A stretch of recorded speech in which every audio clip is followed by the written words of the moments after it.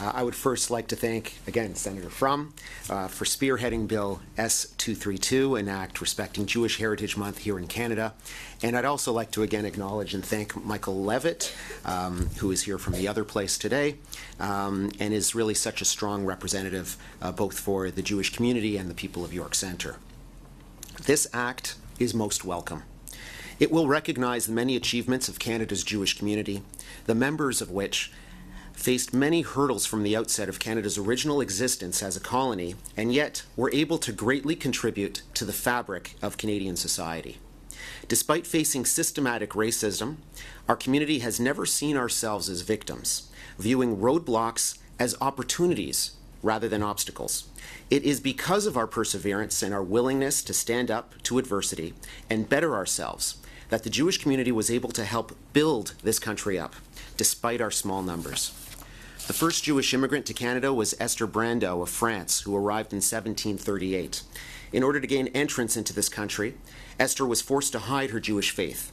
A woman of principle, she stood fast when her religion was revealed and refused to conform to societal and governmental pressure and convert, which ultimately resulted in her removal from Canada. This is a hallmark case of anti-Semitism from early Canadian culture, where an individual faced discrimination on the sole basis of being Jewish. This was a harsh reality for many Canadians, including Commissary Officer Aaron Hart, who moved to modern-day Quebec in 1761. Unlike many in the community who were fearful of advertising their faith, Aaron Hart actively publicized his religion by becoming a founder of Shereth Israel Synagogue in Montreal in 1768. Our community's political engagement began with Hart's son, Ezekiel, who stirred controversy when he was elected to the Legislative Assembly of Lower Canada in 1807 and swore on the Hebrew Bible instead of the Christian Bible. Hart was a pioneer, and it is people like him who are a testament to the strength and resilience of our community. People like David Arnold Kroll, elected to the Canadian House of Commons in 1945, who became the first Canadian Jewish senator in 1955. Then, of course, there's Nathan Phillips, a former president of the B'nai Brith Upper Canada Lodge, who was first elected to Toronto City Council in 1926 and served as Mayor of Toronto from 55 to 62. Mayor Phillips broke the trend of Protestant mayors that led Toronto for over a century and marked the birth of the diverse and multicultural Canada we are all proud of today. But it wasn't just individual Jews who helped strengthen and develop this country. Members of our community often banded together on important initiatives when facing racist discrimination.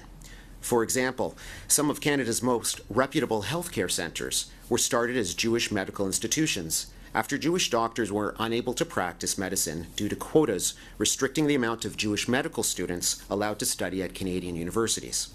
In the face of anti-Semitic discrimination, Jewish individuals united to create hospitals like Mount Sinai in Toronto, the Jewish General Hospital in Quebec, and the Louis Briere Home and Hospital in Vancouver.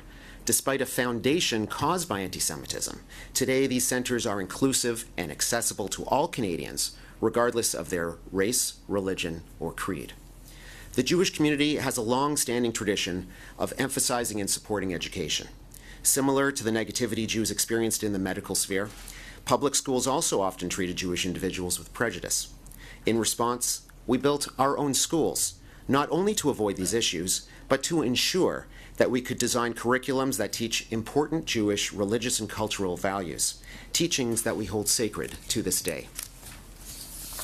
Many Jewish entrepreneurs also found success in Canada through the establishment of successful businesses.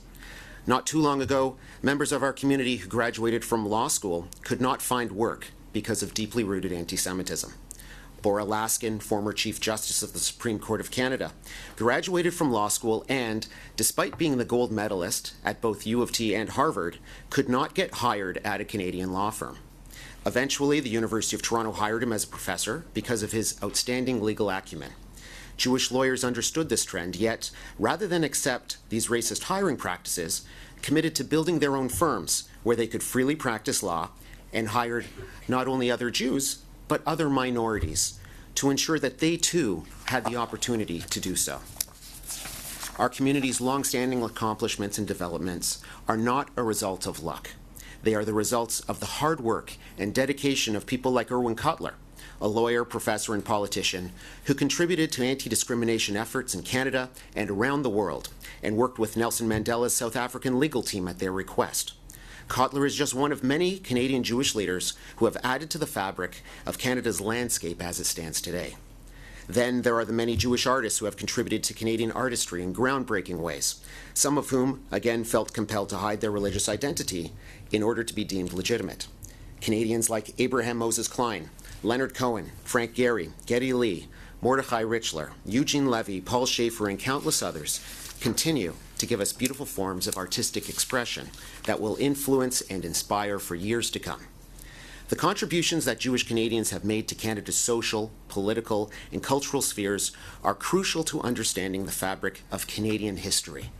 And while we are still targeted today, as B'nai Brith's annual audit of anti-Semitic incidents shows, we have not allowed anti-Semitism to define us nor intimidate us. On the contrary, it is our faith, our culture, and our heritage that drives us, along with our love of Israel, the homeland of the Jewish people.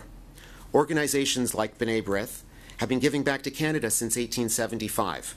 And while there is a need for Canadian Jewish advocacy as we continue our battle against modern forms of anti-Semitism, like the BDS movement, there is also so much that we have accomplished and so much that we can be proud of. Yes, our community remains a minority, but our success story is one of triumph over historical and modern obstacles. The month of May, as Canadian Jewish Heritage Month, will celebrate how we've overcome these hurdles, as well as the diverse contributions and accomplishments that our community has made to our great country of Canada. Our strength has propelled us to continuously break down these obstacles by focusing on how we can empower ourselves and then help others around us. Instead of being victims, we have become a strong force of passionate, driven, and caring individuals. As Hillel the Elder said, "If I am not for myself, who is for me?" This is the notion the Jewish community has subscribed to in order to overcome the restrictions that were historically placed on us and support one another in creating a fully inclusive and diverse Canada for all Canadians of all backgrounds. Thank you.